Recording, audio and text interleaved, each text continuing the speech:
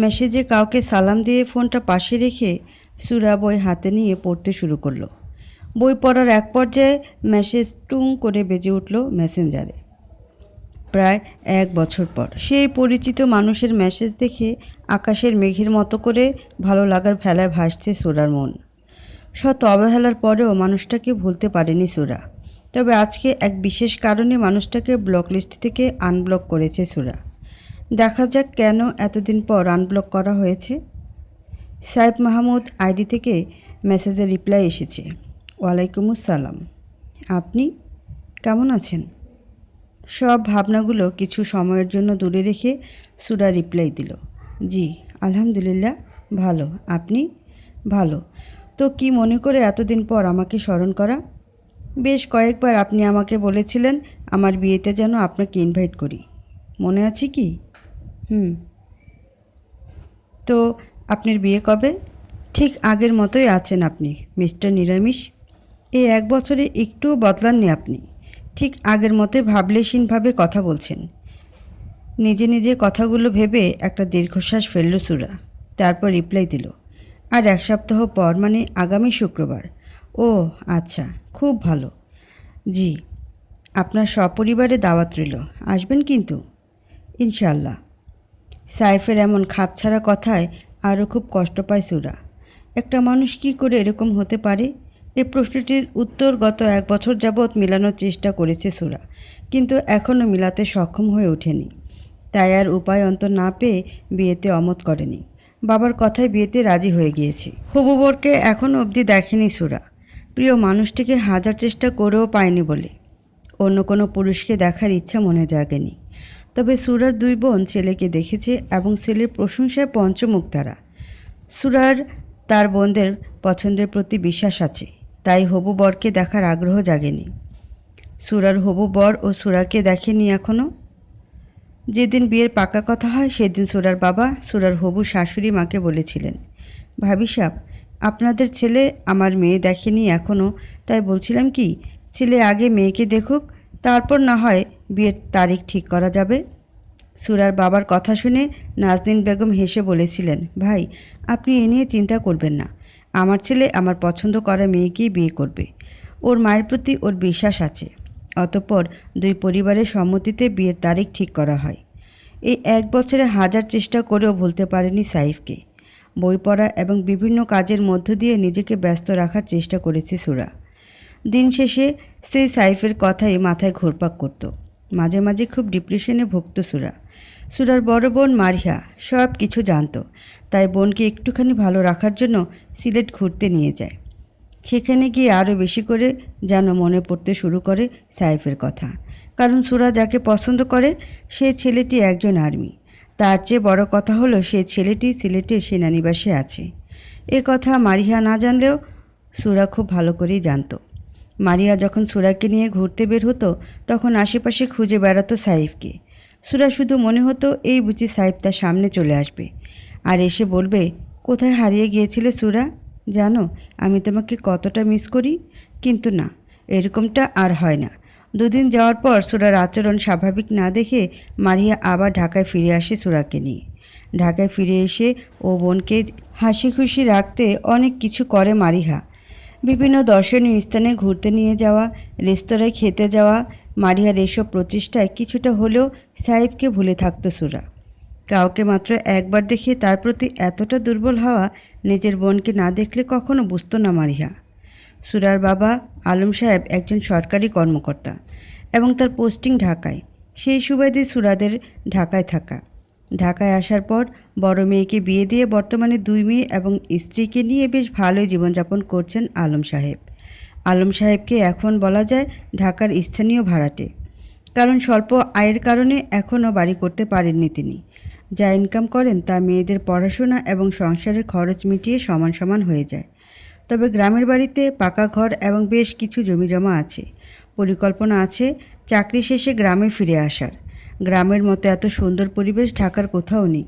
তাই চাকরি শেষে আবার আপন মাটিতেই ফিরে আসার ইচ্ছে আলম সাহেবের, এবং ততদিনে মেয়েদেরও একটা না ব্যবস্থা হয়ে যাবে বলে আশা রাখেন তিনি।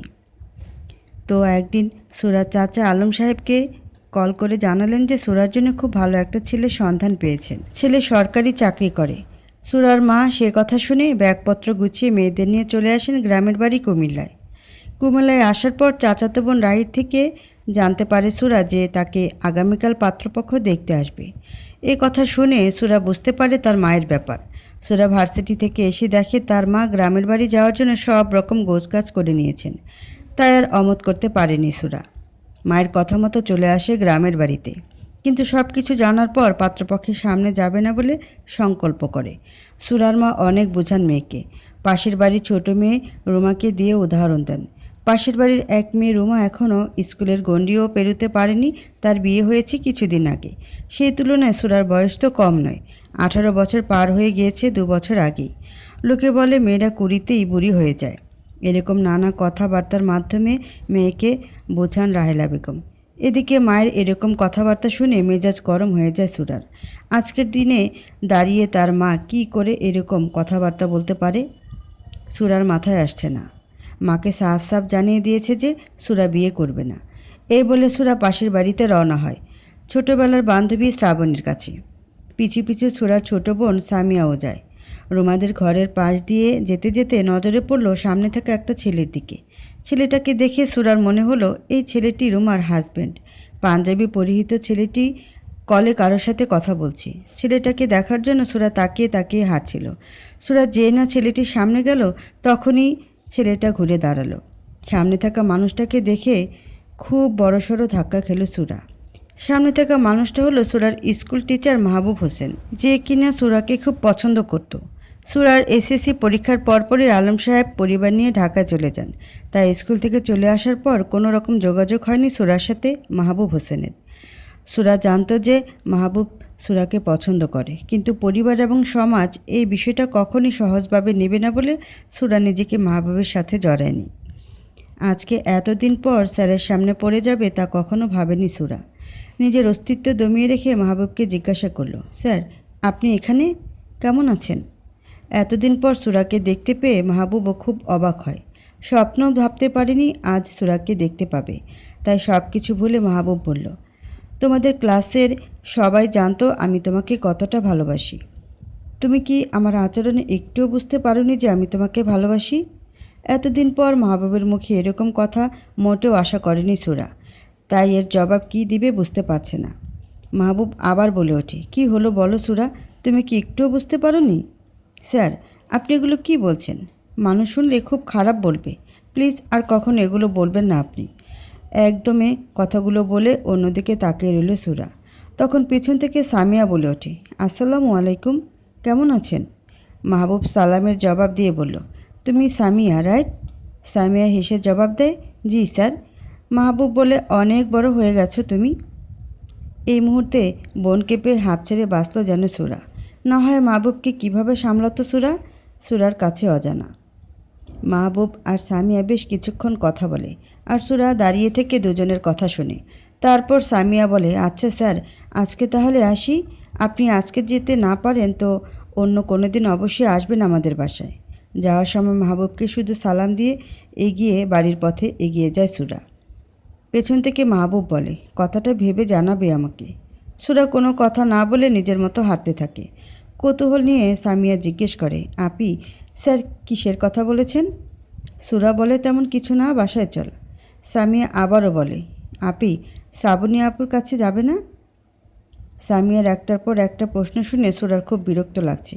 তাই আজকে যেতে ইচ্ছে করছে না বলে বড় বড় পা ফেলে বাড়িতে চলে যায় সুরা। তারপর আলম সাহেব মেয়েকে খুব আদর করে বুঝিয়ে বললে পাত্রপক্ষের সামনে যেতে রাজি হয় সুরা। তারপর তো বিয়ে ঠিক হয়েই যায়। দেখতে দেখতে বিয়ের দিন উপস্থিত হয়। সমস্ত আত্মীয় স্বজন চলে আসে।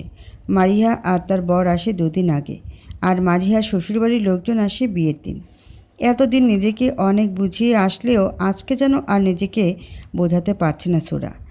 আজকের পর থেকে সাইফকে নিয়ে ভাবতেও যেন পারবে না সুরা, কারণ একজন পরপুরুষকে নিয়ে ভাবলে তার স্বামী নামক মানুষটাকে যে ঠকানো হবে। ঘুম ঘুম চোখে ফুলে ফুলে সজ্জিত খাটে বসে আছে সুরা। রাত 3টার উপরে বাজে, অথচ বর নামক ব্যক্তিটি এখনও আসার নাম নেই।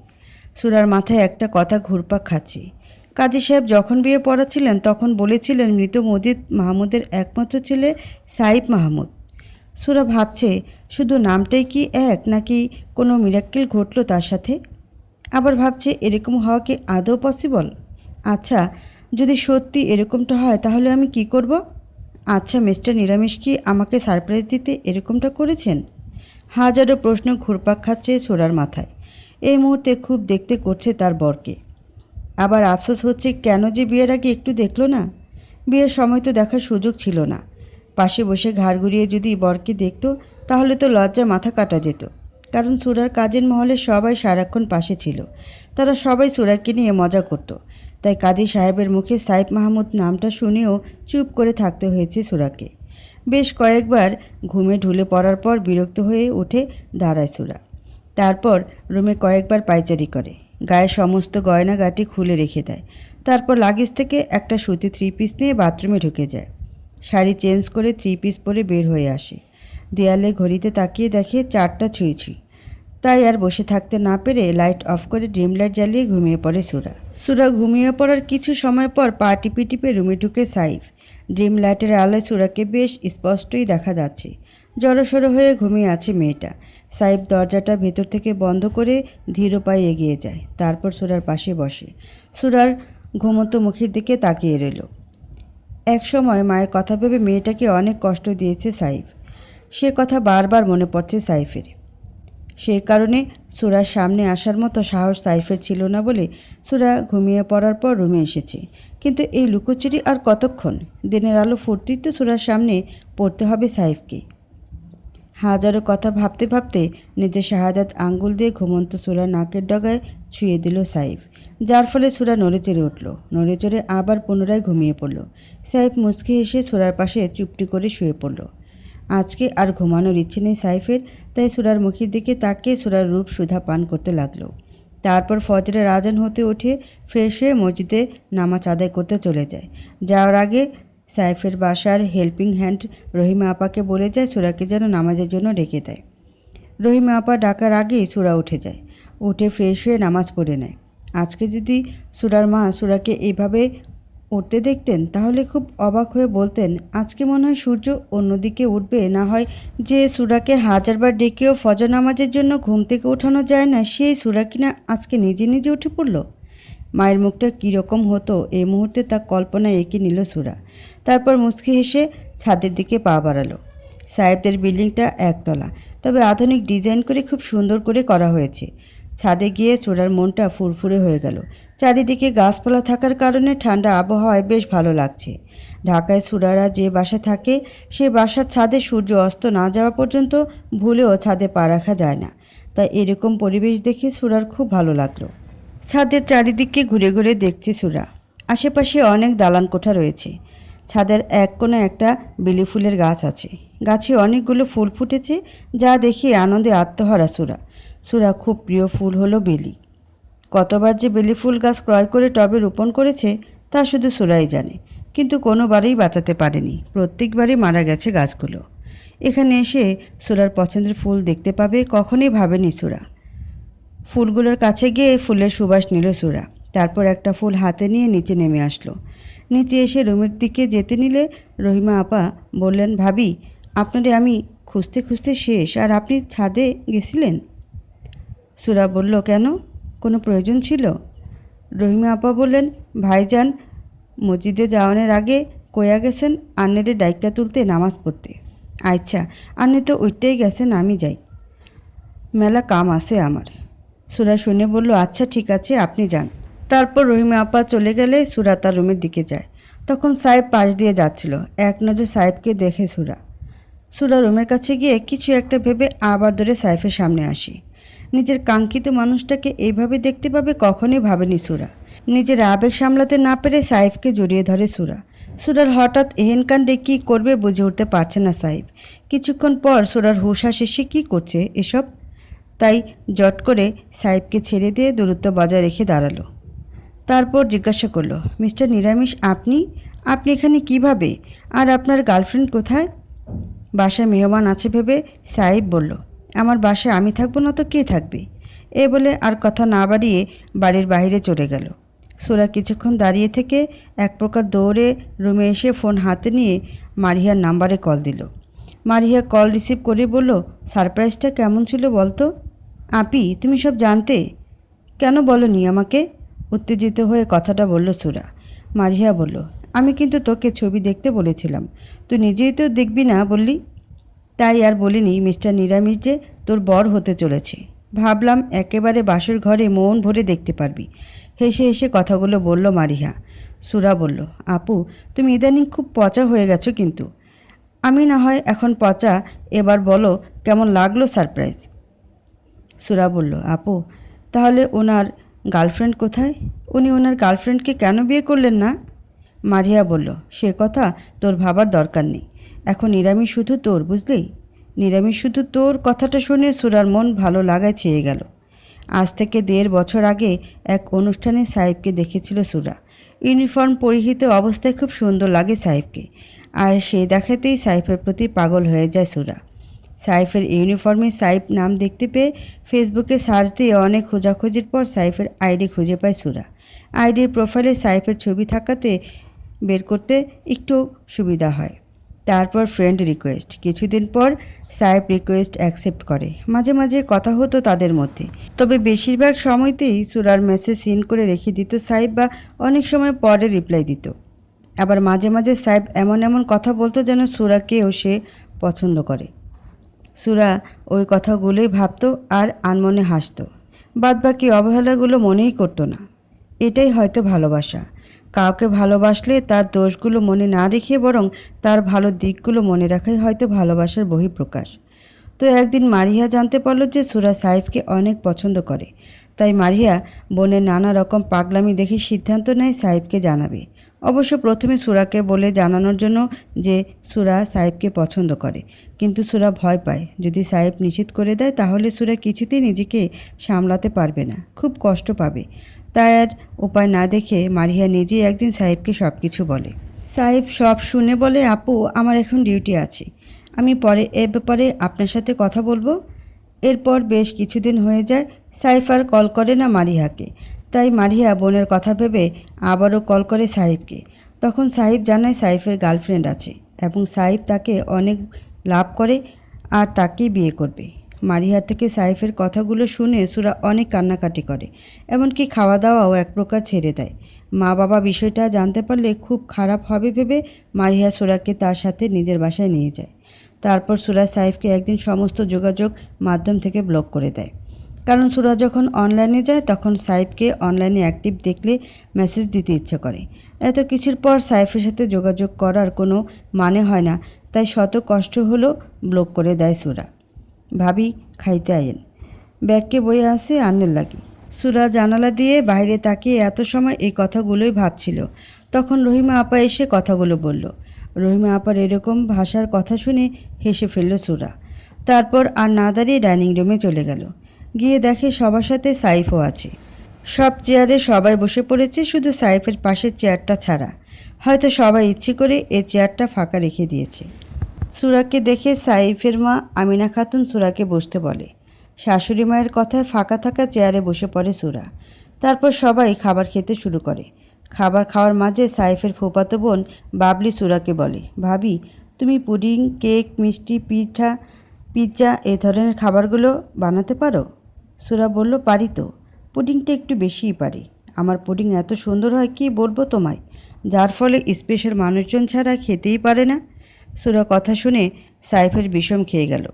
সাইফ খুব ভালো করেই জানে সুরা কীরকম পুডিং বানাতে পারে।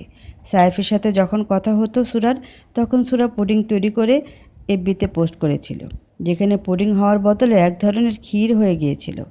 সাইফের বিষম খাওয়া দেখে সুরা পানি এগিয়ে দিল। পানি খেয়ে ভালো হওয়ার পর সুরা চুপি চুপি সাইফকে বলে, আপনাকে একদিন তৈরি করে খাওয়াবো কেমন? সাইফ শুনে শুকনো কাশি দেয়। সাইফের অবস্থা দেখে বাবলি বলল, ভাইয়া, তোর কি হয়েছে বলতো? প্রথমে বিষম খেলি, এখন আবার কাশছিস। সাইফ কি বলবে খুঁজে না পেয়ে কপট রাগ দেখিয়ে বলল, বাবলি, তুই চুপ করবি? খাবার খাওয়ার সময় কথা বলতে নেই, তুই জানিস না? আর এভাবে খাচ্ছিস কেন? রাসূল সাল্লাল্লাহু আলাইহি ওয়াসাল্লাম বলেছেন, তোমরা পাশ থেকে খাও, মাঝখান থেকে খেও না, কারণ মাঝখানে বরকত নাজিল হয়। বাবলি আর কোনো কথা না বলে চুপচাপ ঠিকভাবে পাশ থেকে খেতে লাগলো, তবে মনে মনে সাইফের পিণ্ডি চটকাতে লাগলো। সকালের নাস্তা হিসেবে সবাই ভুনা খিচুড়ি, গরুর গোশত আর ডিম ভুনা খাচ্ছে। সাইফের কথা শুনে বাকিরাও কথা বলা বন্ধ করে দেয়, কারণ সাইফের রাগ সম্পর্কে সবাই অবগত আছেন। অনেকের ধারণা আর্মিরা অনেক রাগী, বদমেজাজি হয়, কিন্তু বিষয়টা বাস্তবিক সেরকম নয়। আর্মিরা যেখানে যেমন হওয়া প্রয়োজন সেখানে ঠিক সেরকম হয়ে থাকে, তবে তাদের কাজগুলো খুবই ক্রিটিক্যাল, যার ফলে বেশিরভাগ সময় মেজাজ গরম থাকে, তবে সেটা কাজের বাইরে নয়। খাওয়া শেষ করে সাইফ তার রুমে চলে যায়, আর সুরা মেহমানদের সাথে বসে কথাবার্তা বলে। কথা বলা শেষ করে রুমে যায়। রুমে পা রাখতেই সাইফ বলল, তোমার মনে অনেক প্রশ্ন আছে জানি, অবশ্যই থাকারই কথা। সব প্রশ্নের উত্তর আমি দেব, তবে এখন নয়। সুরা বলল, তবে কখন? বাসায় এখন মেহমান ভর্তি, তাই যে কেউ চলে আসতে পারে। আমি তোমাকে আগে থেকে চিনতাম, এটা জানতে পারলে খুব খারাপ হবে, তাই প্লিজ একটু ধৈর্য ধরো, আমি সব বলবো তোমায়। সাইফের কথাগুলো শুনে সুরার যেন আরও কৌতূহল বেড়ে গেল। তবে সুরা এটাও জানে এখন হাজার হলেও সাইফ কিছুই বলবে না তাকে, তাই ধৈর্য ধরে অপেক্ষা করতেই হবে সুরাকে। ছোট করে আয়োজন করা হয় সুরা আর সাইফের বৌভাত উপলক্ষে।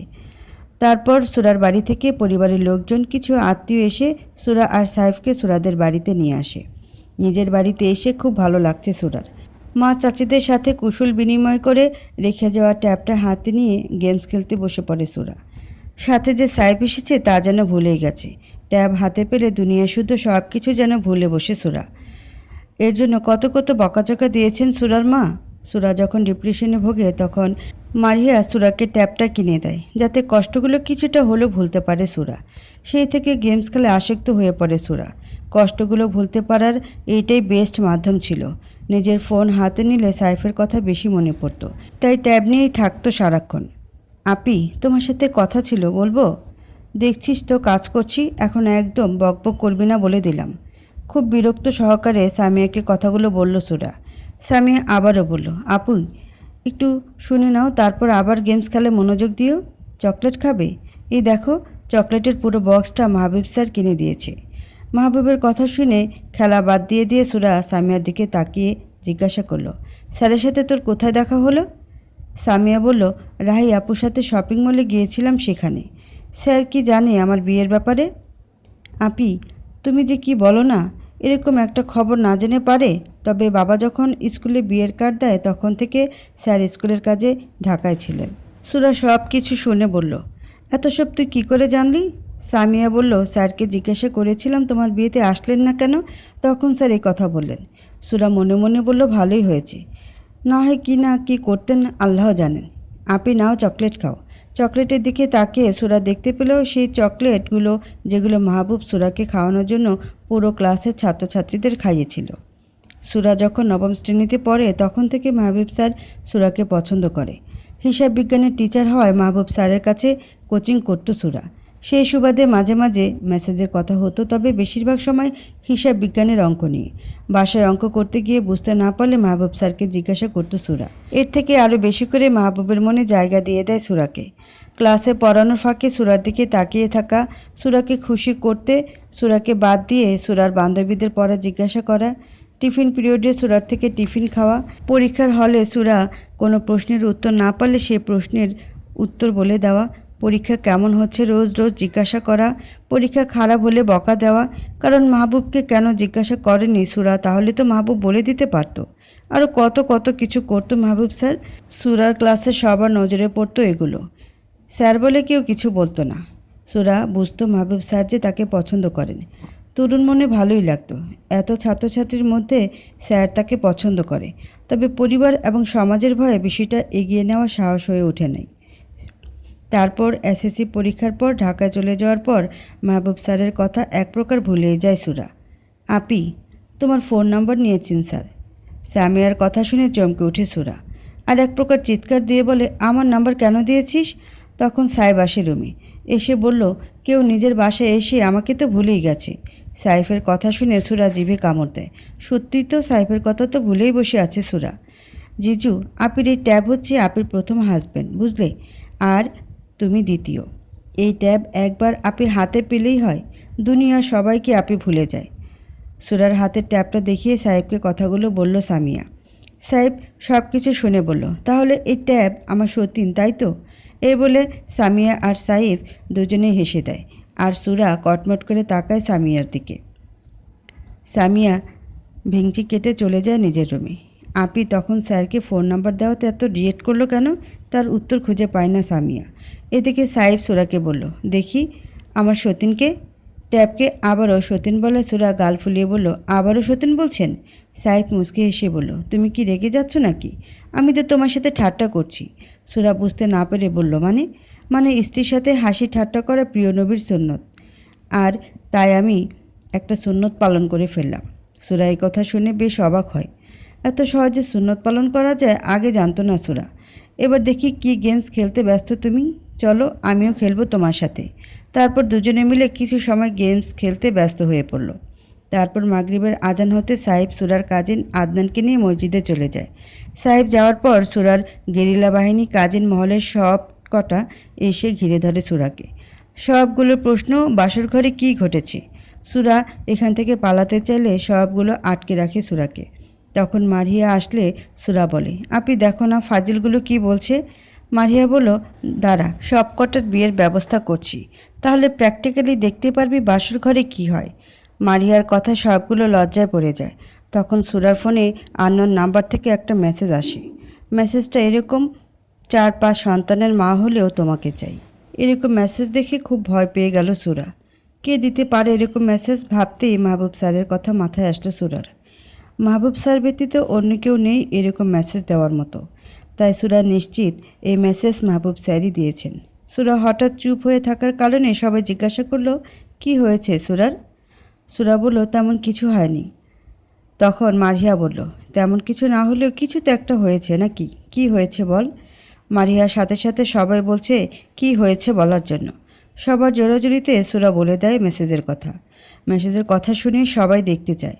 রাহি দেখে বলে, আরে এটা তো মাহবুব স্যারের ফোন নাম্বার। রাহির কথা শুনে সবার যেন আকাশ থেকে পড়ার মতো অবস্থা হলো। সবার মাথা যেন হ্যাং হয়ে গেল। মাথায় কিছুতেই আসছে না স্যার কেন এরকম কথা বলবে সুরাকে। তখন সুরা সবটা ক্লিয়ার করে বলে মাহবুব স্যারের ব্যাপারে। এত কিছু হয়েছে, তুই আমাকে একটু কিছু বললি না। মারিয়ার কথায় সুরা বলল, আপি ভেবেছিলাম এতদিনে হয়তো স্যার সব কিছু ভুলে গেছেন। এতদিন পরেও যে স্যার সব কিছু মনে রেখে দিবেন কে জানতো বলো। সবাই নিজেদের মতো করে ভেবে চলেছে এর সমাধান কি করে করা যায়। সুরার দুশ্চিন্তা সাইফকে নিয়ে। সাইফ জানতে পারলে সুরাকে যদি ভুল বুঝে তাহলে সুরার কি হবে। এত কষ্টের পর সাইফকে পেয়ে কিছুতেই হারাতে চায় না সুরা। আপি, মিস্টার নিরামিষ যদি আমাকে ভুল বুঝে তাহলে আমি মরেই যাব। এই সামান্যতম কারণে তোমাকে ভুল বোঝার কোনো মানেই হয় না। হঠাৎ কারো কথায় বিস্ময় নিয়ে সবাই দরজার দিকে তাকালো। তাকিয়ে দেখে সাইব বলল কথাটা। সুরা দাঁড়িয়ে যায় সাইবকে দেখে। আর সামিয়া বলে, জিজু তুমি সবটা শুনেছ? সবটা শুনেছি। আরিফেতে কথা শোনার জন্য আমি দুঃখিত, তবে কথাগুলো শুনে আমার খারাপ নয় বরং ভালোই হলো। আর মিসেস সুরা, সামান্য একটা ব্যাপারে তোমার এরকম কথা বলাটা উচিত হয়নি। আল্লাহ তাআলা মাফ করুন তোমাকে। তোমার স্যারের ব্যবস্থা আমি করব, চিন্তা করো না। সাইফের কথা শুনে সবাই বলল, এই না হলে আমাদের দুলাভাই। সুরা, আর কোনো টেনশন নেই। আমাদের আর্মি দুলাভাই যেহেতু বলেছেন স্যারের ব্যবস্থা করবেন, সেহেতু ধরে নিয়ে কাজ হয়ে গেছে। এদিকে সাইফের কথায় সুরার মনে লাড্ডু ফুটছে। এই না হলে তার মিস্টার নিরামিষ, না আর্মি বল। সুরা মনে মনে এসব ভাবছে আর হাসছে। এদিকে সবাই যে তার দিকে তাকিয়ে আছে সেদিকে কোনো খেয়াল নেই। সবার কথা মনে হতে তাকিয়ে দেখে সবাই আরও চোখে তাকিয়ে আছে সুরার দিকে। সুরার কাচুমাচু মুখ দেখে অট্ট হাসিতে ফেটে পড়ে সবাই। তখন সাহিব বলল, সবাই হাসি থামাও। ইসলামের দাঁত দেখিয়ে অট্ট হাসি দেওয়া নিষেধ। আমাদের প্রিয় নবী হজরত মুহাম্মদ সাল্লাল্লাহু আলাইহি ওয়াসাল্লাম সব সময় মুচকি হাসি দিতেন। সাইফের কথা শুনে সবাই চুপ হয়ে যায়। তারপর সাইফ বলে, শালক শালিকারা সবাই মাগরিবের নামাজ পড়েছ নিশ্চয়ই? মারিহা বলল, আমি যাই, আম্মু মনে হয় ডাকছে। মারিয়া চলে যাওয়ার পর সামিয়া বলে, জিজু আমি যাই নামাজ পড়তে। সামিয়ার সাথে সাথে বাকিরাও চলে যায়। বাকি থাকে সুরাও বলে, আমি একটু আসছি, আপনি বসুন। সুরা দরজার কাছে যেতেই সাহেব সুরার হাত ধরে নেয়। সুরা দাঁড়িয়ে বলে, কিছু বলবেন? তুমি নামাজ পড়েছ? সুরা মাথা নিচু করে বলল, না। যাও এক্ষুনি অজু করে এসে নামাজ পড়ে নাও। সুরা আর কিছু না বলে বাথরুমে চলে যায়। সাহেব বেলকনিতে এসে মাকে কল করে, মা তুমি কিছু খাবার খেয়ে মেডিসিন নিয়েছো? আমিনা খাতুন খুব খুশি হয়ে বলে, বাবা আমি খেয়েছি, তুই টেনশন করিস না। বৌমা কি করে? মা ও নামাজ পড়ে। এখন নামাজ পড়ে? এত দেরি করে কেন নামাজ পড়ছে? আসলে মা, ওর কাজিনরা সবাই কথাবার্তা বলতে বলতে দেরি হয়ে গেছে। ও আচ্ছা। মা ছেলে আর কিছুক্ষণ কথা বলে রেখে দেয়। তারপর সুরার নামাজ পড়া শেষ হলে সাইফের জন্য নাস্তা নিয়ে আসে। সাইফ সুরাকে নিজের পাশে বসিয়ে বলে নাস্তা করার জন্য। তারপর দুজনে মিলে নাস্তা করতে করতে কথা বলে। কথায় কথায় সাইফ বলে, কোরআন শরীফে আল্লাহ তাআলা ৮২ বার নামাজের কথা বলেছেন। নামাজ ফরজ ইবাদত, তাই নামাজের জন্য কোনো রকম ছাড় দেওয়া হবে না। একজন সুস্থ ব্যক্তির জন্যও ছাড় নেই। দাঁড়িয়ে যদি নামাজ আদায় করতে না পারে তাহলে বসে পড়বে, বসেও যদি না পারে তাহলে শুয়ে পড়বে, তবুও নামাজ আদায় করতেই হবে। তাই বলছি, প্লিজ এক ওয়াক্ত নামাজও কাজা করো না। সবটা শুনে সূরা বলল, আমি চেষ্টা করব ৫ ওয়াক্ত নামাজ আদায় করার। সূরার কথা শুনে সাইফ খুব খুশি হয়। তারপর সবাই এশার নামাজ আদায় করে একসাথে রাতের খাবার খেয়ে নেয়। খাবার খাওয়া শেষে রুমে এসে সূরা সাইফকে বলল, এবার বলুন না কি কথা বলবেন। চলো বেলকনিতে গিয়ে বসি। তারপর বেলকনিতে গিয়ে বসলো সূরা আর সাইফ। সাইফ বলতে শুরু করলো, আমার একটা বোন ছিল, আমি তখন ছোট। আপু তখন নতুন নতুন কলেজে ভর্তি হয়েছে। কিছুদিন যেতে না যেতে মা আপুর মধ্যে কিছু লক্ষণ খেয়াল করে। কেমন যেন অন্যমনস্ক হয়ে থাকে, নিজে নিজে হাসতে থাকে। মা জিজ্ঞাসা করলে বলে, তেমন কিছু না মা, ওই একটা হাসির ঘটনা মনে পড়ে গেছে তাই হাসছি। একদিন মায়ের কানে আসে আপু কলেজ ফাঁকি দিয়ে প্রতিদিন কোনো এক ছেলের সাথে ঘুরে বেড়ায়। মা জানতে পেরে বাবাকে বলে। বাবা আপুর ঘর থেকে বের হওয়া বন্ধ করে দেন। তাই আপু একদিন সুযোগ করে রাতের বেলা পালিয়ে যায়। প্রায় ২ মাস আপুর কোনো খবর পাওয়া যায়নি। অনেক খুঁজেও পুলিশ আপুকে খুঁজে বের করতে পারেনি। একদিন পুলিশ কল করে বলল, একটা লাশ উদ্ধার করা হয়েছে, আপনারা দেখে যান এটা আপনাদের মেয়ে কিনা। তারপর মা বাবা গিয়ে দেখে ওই লাশটা আমার আপুর। আপু যে ছেলের সাথে পালিয়ে যায় সেই ছেলেটি আপুর এই অবস্থা করে। অনেক খুঁজেও পুলিশ ছেলেটাকে খুঁজে বের করতে পারেনি, কারণ তাকে কেউ চিনত না। এভাবেই কেসটা ধামাচাপা পড়ে যায়। আপুর জন্য কষ্ট পেতে পেতে বাবা দুনিয়ার মায়া ত্যাগ করলো। বলতে বলতে সাইফের চোখ বেয়ে পানি গড়িয়ে পড়ল। এরপর থেকে আমাদের ঘরে প্রেম ভালোবাসা এসবে কেউ বিশ্বাস করে না। মা খুব ভয় পায় এসবে। আমাকে দিয়ে প্রতিজ্ঞা করিয়েছে যাতে আমি এসবে কখনো না জড়াই। তাই তোমাকে পছন্দ করা সত্ত্বেও কখনো বলিনি তোমায়।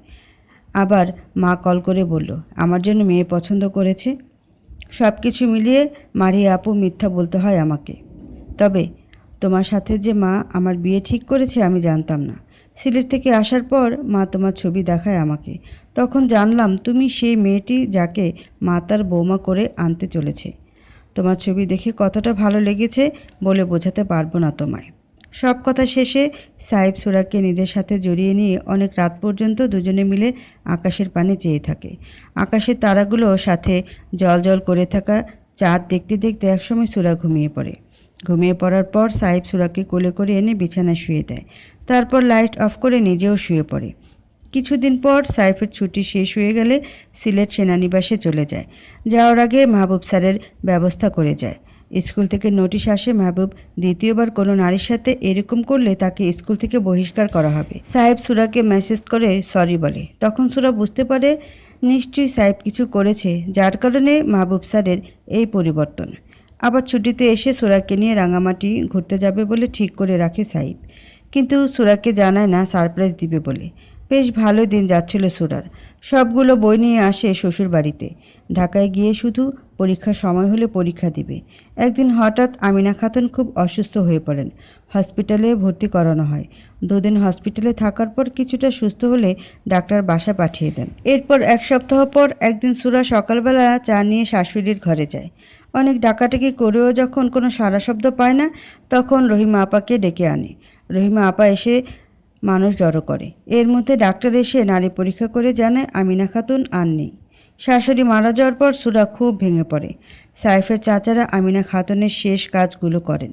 সাইফকে জানানো হয় তার মায়ের মৃত্যুর কথা, কিন্তু সাইফকে ছুটি দেওয়া হয় না। মায়ের মৃত্যুর সময় ছেলে আসতে না পারা, মাকে শেষ দেখা দেখতে না পারা, এর থেকে যন্ত্রণার হয়তো আর কিছু নেই পৃথিবীতে।